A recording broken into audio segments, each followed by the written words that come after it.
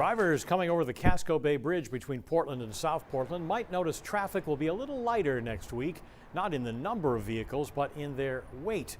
The Maine DOT says any vehicle weighing more than 25 tons, such as charter buses, fire trucks, and other big rigs, will not be allowed on the bridge because crews will be doing maintenance.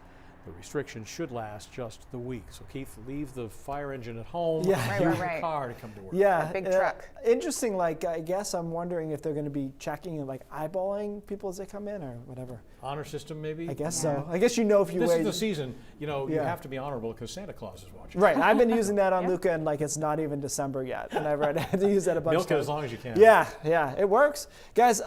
Today was nice, but we've got some weather tomorrow coming, as you know. So here's our storm. Which, by the way, look at all those red boxes down there. This is not our concern necessarily, but those are all tornado warnings. So a significant tornado outbreak in progress right now. That's the tail end of our front that's going to come through here tomorrow afternoon, tomorrow night. So we've got two separate advisories on here that are for different time frames. So the high wind watch is tomorrow afternoon into tomorrow night for the wind for the storm.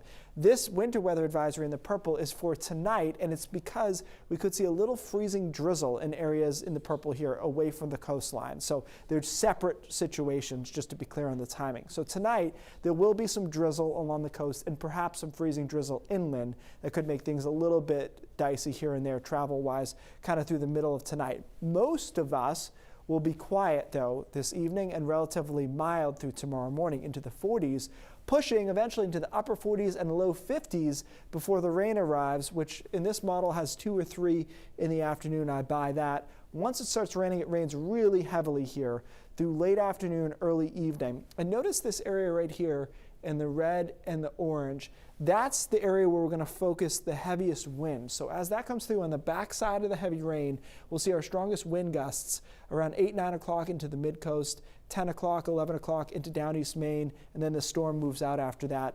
Note, by the way, this is almost entirely rain. A little snow in the back end of the mountains, but I don't think that's going to add up to really much of anything.